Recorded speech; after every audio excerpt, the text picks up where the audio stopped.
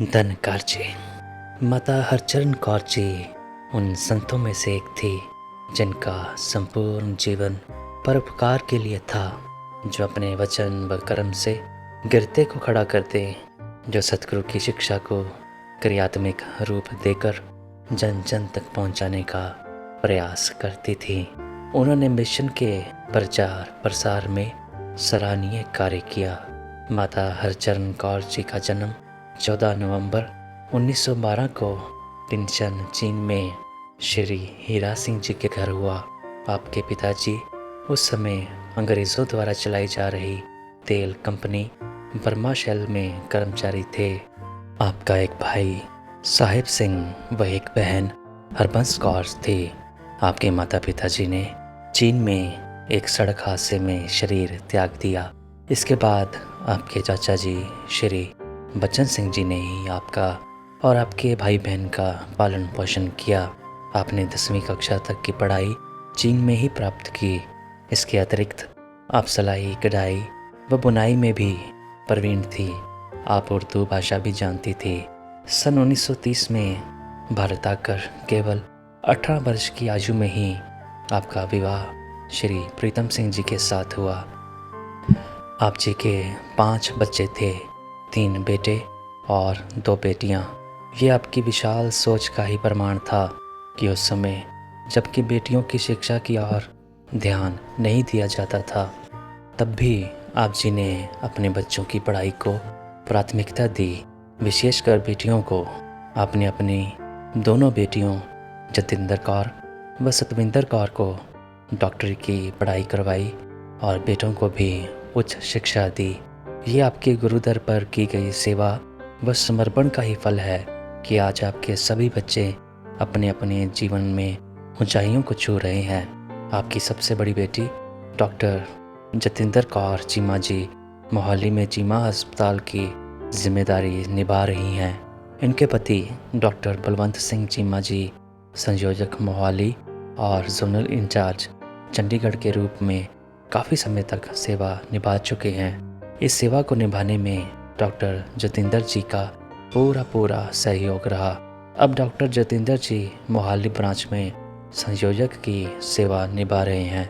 आपके बड़े बेटे डॉक्टर इकबाल जीत राय आजकल अपने परिवार के साथ अमेरिका में ही रह रहे हैं और सतगुरु की कृपा से वो वहाँ पर USA के संत निरंकारी मंडल के प्रधान के रूप में सेवा निभा रहे हैं। दूसरे बेटे करमजीत जी इंजीनियर हैं और अमेरिका के नागरिक हैं। वह भी मिशन के दृढ़ विश्वासी भगत हैं।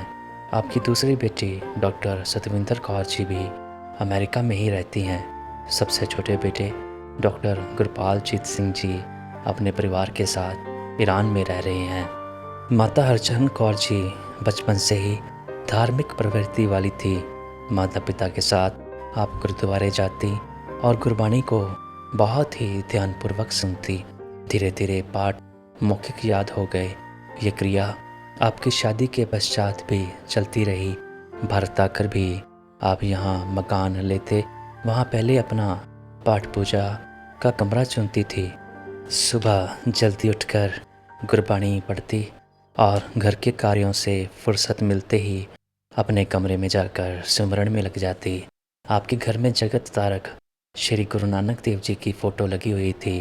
अक्सर इस फ़ोटो के आगे खड़े होकर आप सच्चे दिल से पुकार उठते, हे सच्चे बादशाह, मेरे कर्म इतने अच्छे नहीं थे कि आपके समय में जन्म लेती। क्या अब ये मनुष्य जन्म यूं ही बीत जाएगा और मुझे मेरे मालिक के दर्शन नहीं होंगे? इस प्रकार वियोग में महीनों एवं वर्ष व्यतीत होते चले गए। तड़प बढ़ती गई जो कभी कभी आंसुओं का रूप धारण कर लेती थी। आपके पति नायब तहसीलदार थे। आप जिंद हरियाणा में रहते थे। जिंद में उन दिनों महापुरुषों के कुछ ही परिवार रहते थे। आपके पड़ोस में एक निरंकारी परिवार रहता था। उन्होंने देखा हमारी पड़ोसन बहुत कर्मकांड करती है, तो उन्होंने आपको अपने घर बुलाया और कहा, आज हमारे गृह में संत महापुरुष आ रहे हैं, आप भी आएं। जब आप उनके निमंत्रण पर उनके घर पहुंची तो बाबा रामचंद जी कपूरथला वाले सामने पलंग पर विराजमान थे। उनके चेहरे का नूर देखते ही जैसे मन के भीतर शांति की एक तरंग सी उठने लगी। आप बड़े ध्यानपूर्वक पापा जी के वचन सुनने लगी। उनके वचन गुरबाणी पर आधारित थे, इसलिए आपके मन रूपी उपजाऊ जमीन ने एकदम ब्रह्म ज्ञान के बीज की मांग की।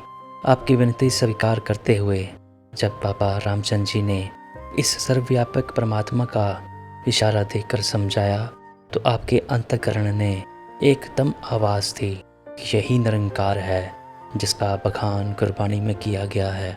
ब्रह्म ज्ञान लेते ही आप खुशी से झूम उठी और घर आते ही सबसे पहले अपने बेटे इकबाल जीत राय जी, जो उन दिनों अमृतसर में पढ़ते थे, उनको पत्र लिखकर बताया कि मुझे निरंकार के दर्शन हो गए हैं। जब आप छुट्टियों में जिंदा आओगे तो आपको भी परमात्मा के दर्शन करवाने के लिए संतों के पास ले जाऊंगी। उन दिनों आपकी बेटी जितेंद्र भी अमृतसर में डॉक्टरी की पढ़ाई कर रही थी। आप हर महीने बच्चों को मिलने अमृतसर जाती थी और अपने हाथों से मिठाई पिनियाँ आदि बनाकर ले जाती थी, परंतु अब तो आप बच्चों को अपने पास बुलाते ताकि उनके साथ भी प्रभु चर्चा करें और उन्हें सत्संग में ले जा सकें। कुछ समय पश्चात आपके पति का तबादला नाभा में हो गया। यहाँ आप कुलाड़ मंडी में रहने लगी थी। यहाँ संगत के लिए आपकी बेचैनी बढ़ती जा रही थी। तभी आपको पता चला कि नाभा के ही पांडुसर क्षेत्र में भाई साहब ठाकुर दास व हरनाम कौर जी के घर में निरंकारी सत्संग होता है। उस समय केवल 5-6 परिवार ही संगत के साथ जुड़े हुए थे। शहंशाह बाबा अवतार सिंह जी भी कई बार पांडुसर में इन्हीं महापुरुषों के घर आकर कई दिनों तक अमृत वर्षा करते थे। इनके घर सत्संग में जाकर हरचरण कौर जी की जैसे लॉटरी निकल आई थी, वह सत्संग सेवा सुमरन से अपने जीवन में एक अलौकिक सा बदलाव महसूस करने लगी थी। कुछ दिनों पश्चात ही आपने महापुरुषों से विनती की कि एक सप्ताह कुलाड़ मंडी में भी सत्संग हो ताकि वहाँ के लोग भी निरंकारी मिशन की जानकारी ले सकें। माता हरचरण कौर जी स्वयं ईश्वर प्राप्ति के लिए कई वर्षों तक तड़पती रही थी, इसलिए आप जिज्ञासुओं के हृदय की तड़प को पहचानती थी। आपका एक ही ध्यान होता कि हर कोई पूर्ण सतगुरु की शरण में आकर अपना जन्म सफल कर ले। इस तरह यदि कोई रिश्तेदार भी घर आता तो आप उनसे कोई संसारिक बात करने की जगह रूहानियत की बातें करती और निष्कलंक अवतार के प्रकट होने की उन्हें सूचना देती थी। किसी को तो आपकी मीठी भाषा, नम्रता व शुभ विचार सुनकर आपकी बातों में सच्चाई दिखाई देती और कोई इन बातों को व्यर्थ की बात समझकर इन पर विचार भी नहीं करता और चला जाता। उन दिनों संत निरंकारी मंडल के पास भी पैसा नहीं था और पाकिस्तान से आए महापुरुषों के पास भी धन की कमी थी। यहाँ तक कि शहंशाह जी स्वयं भी कभी साधारण रेलगाड़ी में, जिनमें उस समय वर्तमान गाड़ियों जैसी सुविधाएं उपलब्ध नहीं थी, और कभी बसों में यात्रा करते थे। उन दिनों में प्रचार करना इतना सरल नहीं था। एक और अज्ञानता का अंधेरा और दूसरी ओर आँख मूंद कर धर्मी कहलाने वाले लोगों की गिनती भी बहुत थी। देहधारी गुरु के प्रकट होने की बात करना हर किसी के लिए संभव नहीं था। इस समय आप बहुत निडर होकर गांव-गांव जाकर सत्य संदेश देने में कभी चूकती नहीं थी। आप सबको बताते कि निरंकारी बाबा अवतार सिंह जी ही इस समय निराकार के दर्शन करा सकते हैं। माता हरचरण कौर जी में परोपकार की भावना इतनी तीव्र थी कि हर किसी को प्रभु के दर्शन करने के लिए प्रेरणा देती रहती थी। आप में सत्संग के प्रति जो तीव्र लगन थी, उनसे आपके पति खुश नहीं थे। वे अपनी सांसारिक सोच को आप पर थोपना चाहते थे। कभी कभी यह तकरार पड़ जाता, कभी आपके पति अलग होने की धमकी भी देते। उस समय भी आपकी भावना भगत मीरा जी की भांति केवल नाम के रंग में रंगी रहती। नाभा के निकट गांव खेड़ों में आप सत्य का प्रचार बढ़ाती गई। आपका जो भी साधन मिलता, कभी साइकिल, कभी बैलगाड़ी एवं कभी बस द्वारा कच्ची सड़कों से गुजरती हुई गांव-गांव तक पहुंच जाती। जहां एक भी महापुरुष रहता, वहां सारा दिन ठहरकर लोगों से प्रभु प्राप्ति की चर्चा करती थी। एक बार आप अपने बेटे इकबाल जीत राय जी, जो लुधियाना में नौकरी करते थे, उनके पास गई। इकबाल जीत राय जी के एक सहकर्मी स्वर्ण सिंह जी और उनकी पत्नी का आपके घर आना जाना था। आपके प्रेरणा से उन्होंने भी ब्रह्म ज्ञान की दात प्राप्त कर ली और परिवार सेवा सत्संग से जुड़ गया। अब उनका परिवार सतगुरु की कृपा के गुणगान गाते नहीं थकता। पूर्ण सतगुरु जहाँ परलोक सुहेला करता है, वहाँ इस लोक को भी संवारता है, जीवन जीने की कला सिखाता है। गृहस्थ व अध्यात्म में संतुलन बनाकर कैसे जिया जा सकता है, यह कर्म करके दिखलाता है। सतगुरु के सिद्धांत सत्य पर आधारित होते हैं, इसलिए यही हर वर्ग के लिए, हर काल में मानव के लिए सुखदायी होते हैं। जो गुरसिख इन सिद्धांतों पर स्वयं भी चलता है और अन्य गुरसिखों को भी मानने की प्रेरणा देता है, वह गुरसिख सदैव सत्कार पाता है। माता हरचरण कौर जी भी ऐसे ही हुक्म मानने वाली भक्त थी। निरंकारी मिशन के मानववादी असूलों को अपनाते हुए आपने कभी जाति पाति या मजहबी भिन्नता के कारण किसी से भेदभाव नहीं किया। आप महापुरुषों का प्रेम देखती उनकी जाति नहीं। आप नाभा शहर के निकटवर्ती लगभग हर गांव में जाती थी। एक बार आप एक गांव में गई और एक निम्न वर्ग के निरंकारी परिवार में सत्संग किया और लंगर स्वीकार किया। उसी गांव में आपके निकट के रिश्तेदार रहते थे। उनको आपकी ये बात बिल्कुल अच्छी ना लगी कि आप अपने सगे संबंधियों के घर ठहरने के स्थान पर एक निम्न वर्ग के परिवार के साथ ठहरे। समाज की नज़र में ये परिवार नीची जाति का था। उन्होंने अपने सारे रिश्तेदारों को आपके विरुद्ध भड़काया कि इतने बड़े खानदान की बहू और अफसर की बीवी को ना ही अपने खानदान का ध्यान है और ना ही अपने पति की पद प्रतिष्ठा का। जब माता जी से पूछा गया तो आपने एक ही जवाब दिया कि सभी बंदे इस परमात्मा की संतान है, तो फिर ऊंच नीच का भेदभाव क्यों? ये भेदभाव स्वार्थी इंसानों के बनाए हुए हैं। प्रभु ने सबको एक जैसा शरीर और शरीर की ज़रूरतें दी है। इससे भी अधिक इतिहास के पन्ने देखोगे तो जान जाओगे कि भक्ति सदैव नम्र मन वाले व निमाणे लोगों के पास ही रही है। जिसके पास नाम धन होता है वो सही मायनों में अमीर होता है। आप बाकी महापुरुषों को भी जात पात के बंधनों से मुक्त होकर मानवता को धारण करने की प्रेरणा देती। महापुरुषों को मिलकर एक ही थाली में इकट्ठे बैठकर खाना खाते देख खुश होती। भारतीय समाज में विवाह शादी के समय विशेष तौर पर जाति पाति व खानदान देखा जाता है। आपने महापुरुषों को सदैव गुरु की शिक्षा पर चलाने का प्रयास किया और कहा कि विवाह संबंध जोड़ते समय लड़की व लड़की की आयु, स्वभाव, गुण, योग्य वर देखना चाहिए, न कि केवल जाति पाति। आपने कई महापुरुषों के बच्चों की अंतरजातीय शादियां करवाईं, जिनका गृहस्थ जीवन बहुत ही सुखमय रहा। आप अवतार बाणी के इस शब्द पर पूरी उतरी। इको नूर है सब दे अंदर, नर है चाहे नारी ये, ब्राह्मण खत्री वैश्य हरिजन इक दी खलकत सारी ये। बाबा गुरबचन सिंह जी महाराज ने दूसरी मसूरी कॉन्फ्रेंस में हर निरंकारी को किसी भी प्रकार के नशे के सेवन से वर्जित किया था। पंजाब के गांव खेड़ों में तो बहुत से लोग नशे के बगैर जीने को व्यर्थ जीवन मानते थे। आपने सभी निरंकारी महापुरुषों को समझाया कि देश काल ते समय मुताबिक सतगुरु जिवें चलांदा ए, हुक्म एदा सिर मथे तर के गुरसिख चलता जांदा है।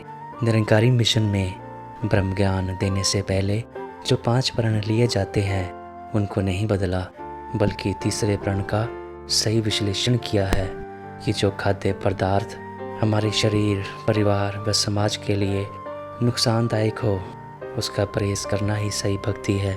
एक बार माताजी को पता चला कि फलां महापुरुष नशा करता है। आपने उस सज्जन को भवन पर बुलाया और नशे के बारे में पूछा। उस सज्जन ने सफाई देते हुए कहा कि मेरा व्यापार ही ऐसा है कि बड़ी बड़ी पार्टियों में सब मीटिंग होती है तो मुझे साथ देने के लिए पीनी पड़ती है। वैसे मैं सत्संग भी करता हूँ और सेवा भी। माताजी ने उससे एकदम टोकते हुए कहा, भाई साहब, गुरु का हुक्म टालकर आपको संगत व सेवा का कोई लाभ नहीं होगा। आपने बताया कि बाबा जी ने तो मंसूरी कॉन्फ्रेंस में पश्चिम के देशों व उन क्षेत्रों में जहाँ बर्फ़ जमी रहती है उनको भी नशा करने की इजाज़त नहीं दी, ना ही उसे दवाई के रूप में इस्तेमाल करने की छूट दी है। गुरु का वचन मानोगे तो आपका परिवार, समाज व रिश्तेदार सभी सम्मान करेंगे, चाहे शुरू में वे लोग आपको कठोर वचन ही कहते रहे हों। आपकी ताड़ना व मीठी डांट ने उस व्यक्ति को अपनी गलती का एहसास करवाया और उसने चरणों पर गिरकर क्षमा मांगते हुए आगे से कभी किसी नशे को ना छूने तक की कसम खाई। इस प्रकार आपने सब महापुरुषों को परिवार की आर्थिक स्थिति व अपने बच्चों के सामने सही आदर्श रखने की खातिर पूर्ण नशाबंदी का संदेश दिया। सत्य तो कहा है, इतने मानव समुद्र या नहरों में डूबकर या बीमारी से नहीं मरते जितने नशे के सेवन से मरते हैं। आपने उस समय नारी की कदर करने की आवाज़ उठाई, जबकि लड़की के पैदा होने पर अफसोस व लड़के के पैदा होने पर खुशियाँ मनाई जाती थी।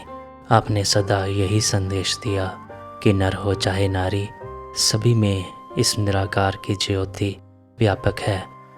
इसी जन्म में मोक्ष को प्राप्त करना है। मनुष्य का जन्म एक बार ही मिला है, फिर इस जन्म में लड़का हो या लड़की, दोनों को बराबर के अवसर प्राप्त होने चाहिए। लड़कियों को भी पढ़ा लिखा कर अपने पाँव पर खड़ा होना सिखाओ ताकि वे उम्र भर किसी के आगे हाथ ना फैलाएं। यदि नारी आर्थिक रूप में स्वतंत्र है तो वह जहाँ भी जाएगी उसका मान सत्कार बना रहेगा। माताजी ने ये केवल उपदेश ही नहीं दिया बल्कि अपने घर में करके दिखलाया।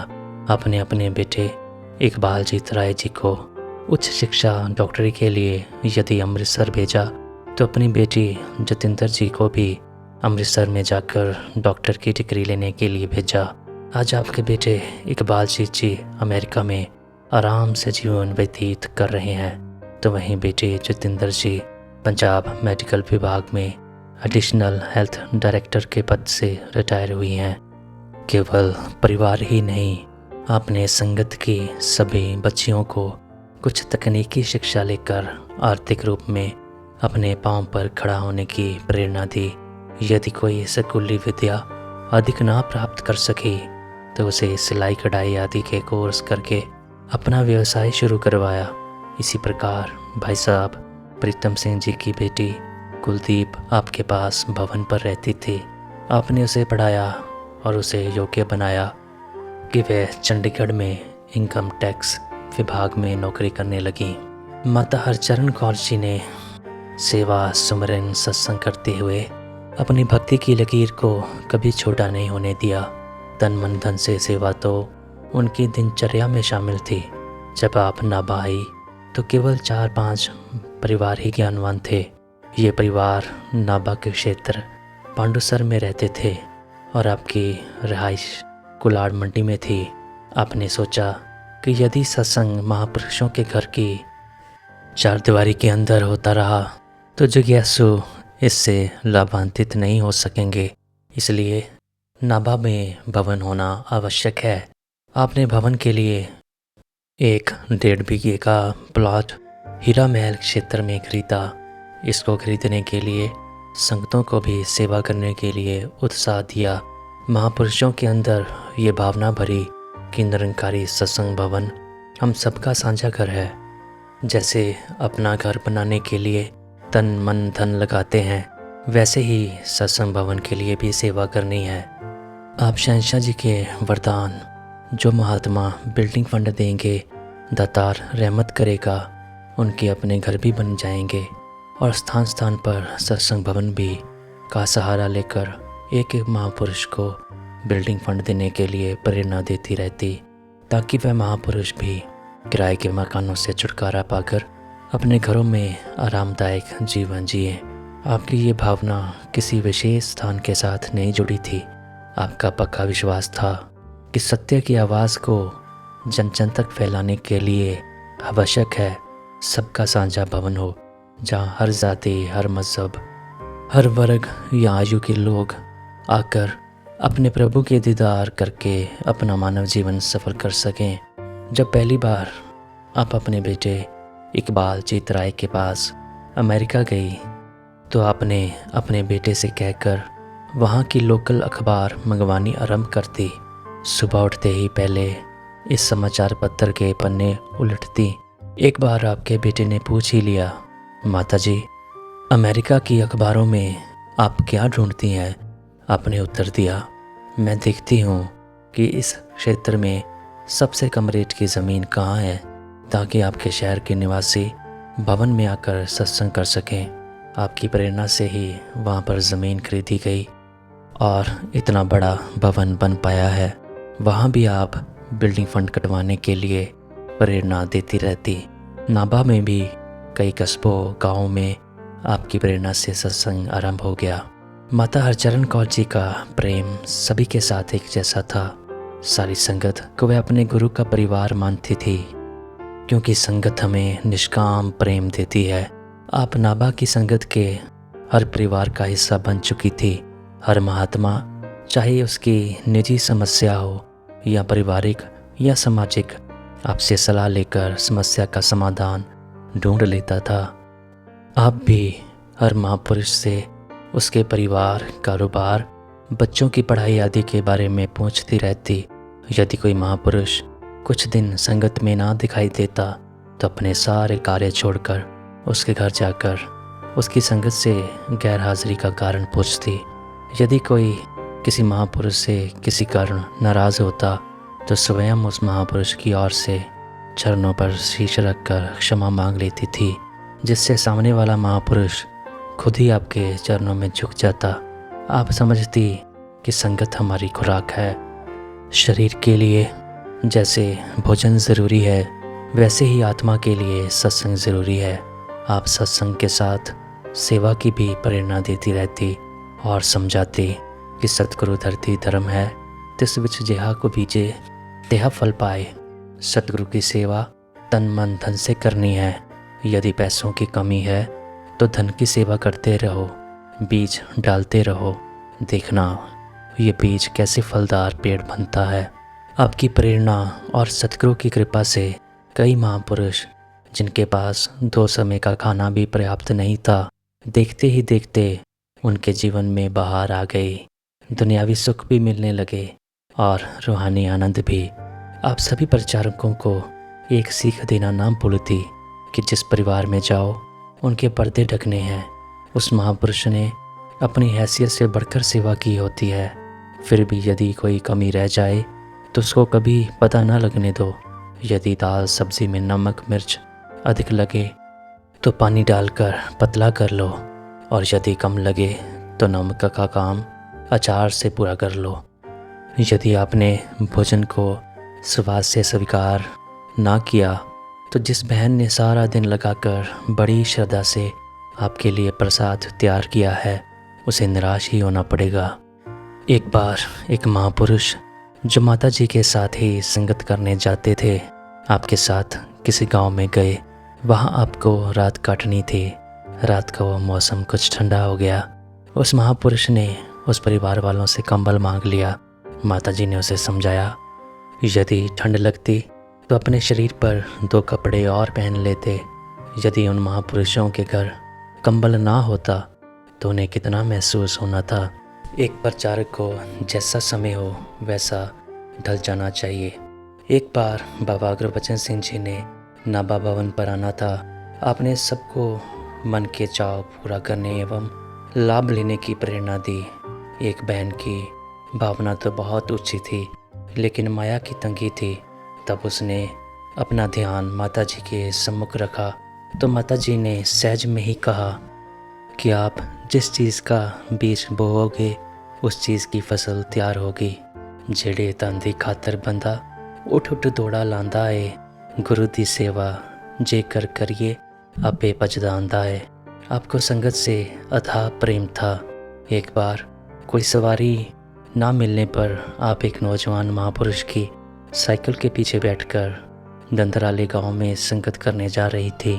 गांव का रास्ता बहुत ख़राब था, जिस कारण साइकिल फिसल गई और आपके कपड़े सड़क की धूल मिट्टी से भर गए। उस नौजवान मदन लाल जी ने आपको नाभा वापस चलने के लिए विनती की तो आपने कहा कि जो महापुरुष अपना सारा कार्यक्रम छोड़कर केवल गुरु के वचन सुनने आएंगे और जो परिवार सुबह से संगत की तैयारी में लगा है, हमारे ना जाने से उनको कितनी मायूसी व निराशा होगी। हमें सतगुरु ने जो सेवा बख्शी है उसे पूरी तन्मयता से निभाना ही हमारा कर्तव्य भी है और सौभाग्य भी। आप किसी का दुख देख नहीं सकती थी।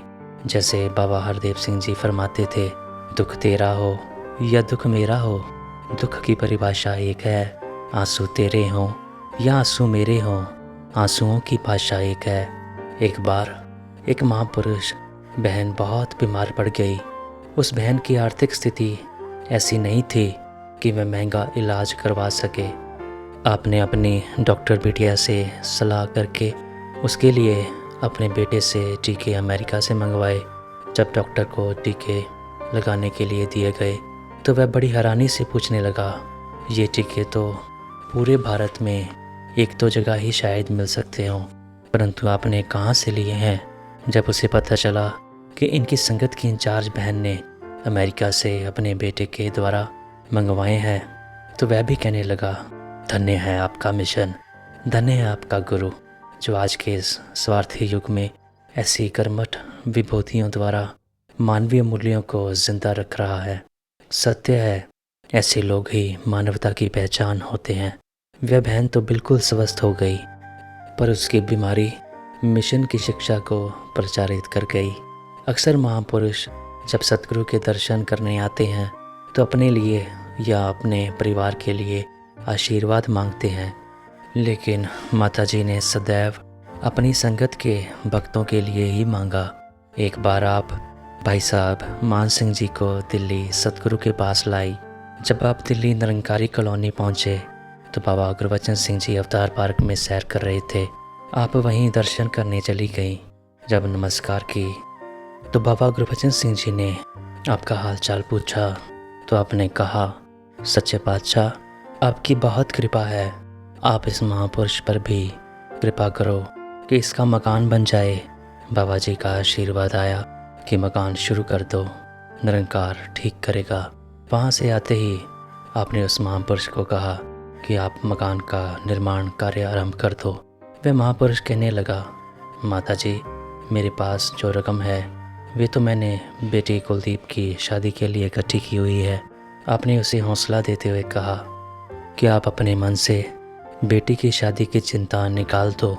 आज से वो मेरी बेटी है, आप केवल गुरु की रहमत संभालो और मकान बनाओ। उस महापुरुष ने ऐसा ही किया।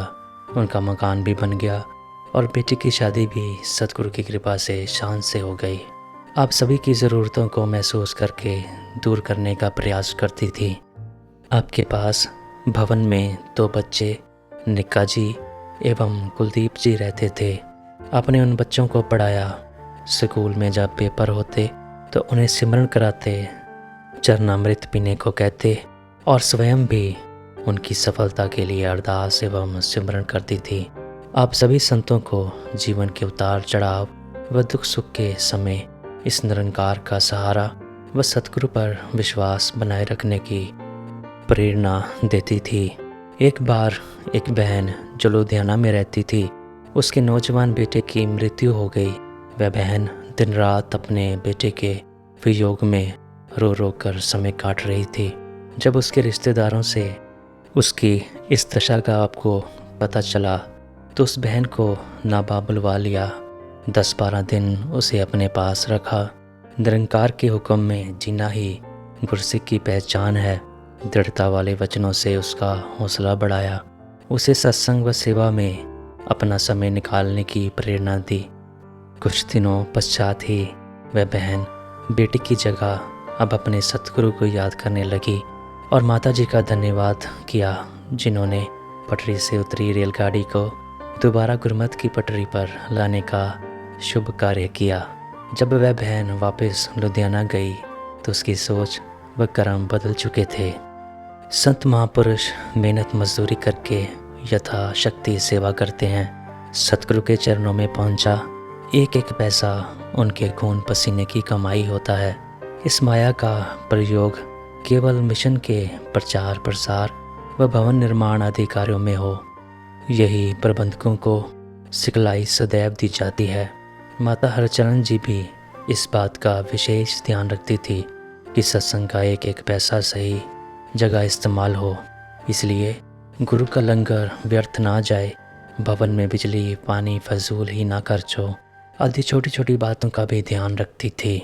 माता जी स्वयं तो एक अमीर खानदान से संबंध रखती थी, उनके पास पैसे की कोई कमी नहीं थी, लेकिन गुरु घर की माया बहुत ही संयम से इस्तेमाल करते थे। आप बाकी संतों को भी ऐसा ही करने को कहती थी। एक बार भवन पर रहने वाली बहन कुलदीप जी ने अपने गांव जाने से पहले भवन के बाथरूम का गीज़र चलाया, परंतु उसका स्विच बंद करना भूल गई, जिसे आपने दोपहर को बंद किया।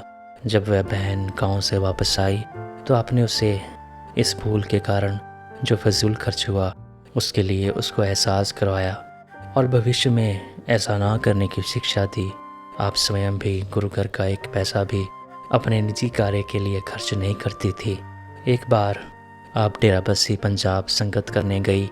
जब आप वापस ना आ रही थी तो आपकी गाड़ी चलाने वाले ड्राइवर ने कहा, माता जी अभी कुछ समय हमारे पास है, हम डॉक्टर बहन जितेंद्र जो मोहाली में रहते हैं उन्हें मिल लेते हैं। माता जी को उस महात्मा का सुझाव तो अच्छा लगा, लेकिन साथ ही कहा कि यहाँ ज़ीरकपुर से मोहाली आने जाने का मीटर नोट कर लो और इस सफ़र के पेट्रोल के पैसे मेरे से ले लेना। अब हम निजी काम के लिए जा रहे हैं। गुरु के आगे जो समर्पित हो जाते हैं, गुरु भी पल पल उनकी रक्षा करता है। माता जी ने स्वयं गुरु को ही प्राथमिकता दी। दुनियादारी की परवाह किए बगैर एक योद्धा की भांति अज्ञानता की जंग में अपने गुरु के नक्शे कदम पर चलती रही। नम्रता से आप हर मुश्किल को पार कर जाया करती थी। जब पंजाब के हालात आतंकवाद के कारण बहुत गंभीर हो चुके थे, भवनों पर सत्संग करने की पुलिस की ओर से अनुमति नहीं थी।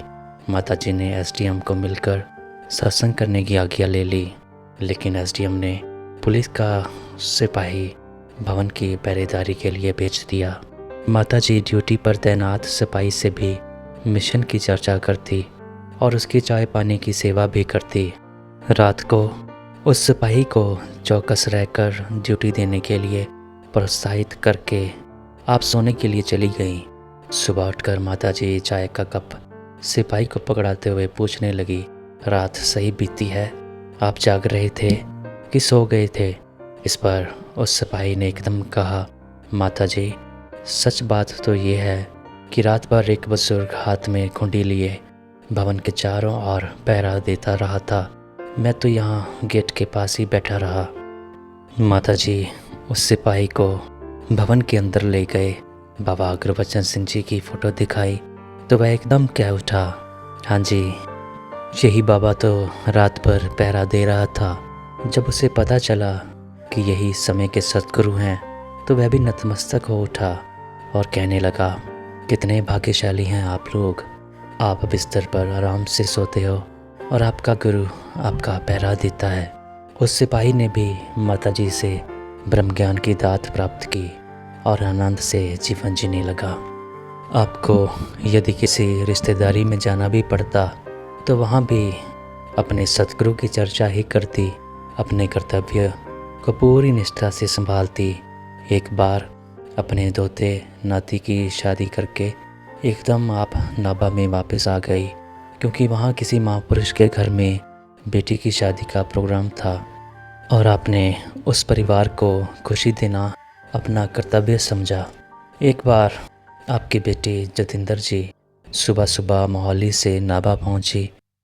जैसे ही भवन में कदम रखा, उन्होंने ऊंची सी आवाज़ में आपको पुकारा।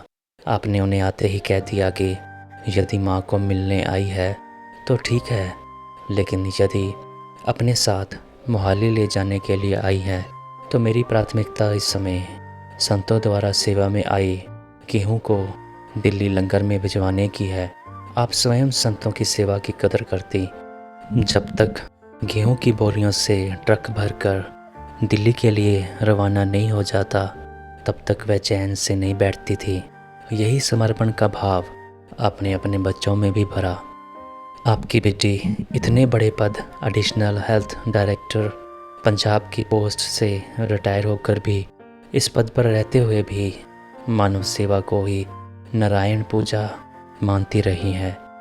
वर्तमान में भले ही मोहाली में उनका चीमा हॉस्पिटल है, लेकिन उनकी सेवा भावना, उनकी नम्रता, उनकी मीठी भाषा, समर्पण भाव व निष्काम सेवा सराहनीय है।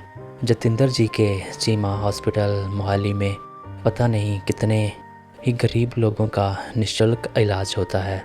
यदि कोई महापुरुष आपके इस हॉस्पिटल में पहुंच गया तो आप उसकी देखभाल स्वयं इस प्रकार करते जैसे घर के सदस्य करते हों। इसी प्रकार आपके बेटे इकबाल चितराय अमेरिका के ट्रेसी में इतने बड़े भवन की देखरेख करते हुए एवं संत निरंकारी मंडल अमेरिका में प्रधान पद की सेवा को निभाते हुए भी नम्रता, प्रीत, प्यार की सजीव मूर्ति हैं। आपके सभी बच्चों में संस्कार तो आपके ही काम कर रहे हैं, वे भी यश को प्राप्त हो रहे हैं और आपकी शिक्षा को भी जीवन जीकर प्रतिबिंबित कर रहे हैं। माता हरचरण कौर जी ने एक सुंदर, प्रभावशाली, सहज जीवन जिया, वैसे ही सहज मृत्यु भी पाई। आपने 1 अगस्त 1988 को चंडीगढ़ में इस नश्वर शरीर को त्यागा। शरीर त्यागने से पहले आप अपनी बेटी जतिंदर जी के परिवार में बैठी गुरमत की बातें करती रही, सिमरन किया और कुछ समय बाद सिमरन करते करते रात को 11 बजे शरीर त्याग दिया। ये घटना बताकर जब सतगुरु बाबा हरदेव सिंह जी महाराज से आशीर्वाद लिया गया तो उन्होंने आदेश दिया कि माता जी ने बहुत लंबा समय नाभा की संगत को परिवार की तरह माना है, इसलिए इनके पार्थिव शरीर को दर्शन हेतु नाभा भवन पर ले जाएं। सतगुरु का आदेश पाकर 2 अगस्त 1988 की सुबह ही पार्थिव शरीर को नाभा भवन पर ले गए, जहां पर सैकड़ों महापुरुषों की नम आँखों ने आपको अंतिम विदाई दी। हर कोई आपके परोपकार की बात करता सुना गया और हर जुबान पर यही बात सुनी गई कि माता जी ने तो हमें सगी माँ की तरह प्यार दिया, हर समस्या का समाधान दिया तथा निरंकार सद्गुरु पर आस्था बनाए रखने की प्रेरणा दी। आपके श्रद्धांजलि समारोह में निरंकारी राजमाता जी दिल्ली से नाभा गए और फरमाया कि आपका सहज और सरल जीवन पूर्णतया परोपकार को समर्पित था, जहां आपने संपूर्ण रूप से अपनी पारिवारिक जिम्मेदारियों को निभाया, वहीं आखिरी दम तक एक प्रचारक के रूप में अनेक महापुरुषों को संगतों के साथ जोड़ने का कार्य भी पूरी लगन से करते रहे। संक्षिप्त में यही कहा जा सकता है कि आपके द्वारा जोड़े गए भक्तों के परिवार आज संसार के अनेकों कोनों में रहते हुए सतगुरु का यशोगान गाते हुए सुखमय जीवन व्यतीत कर रहे हैं और इस ज्ञान की रोशनी को और आगे फैला रहे हैं। धन्यवाद जी।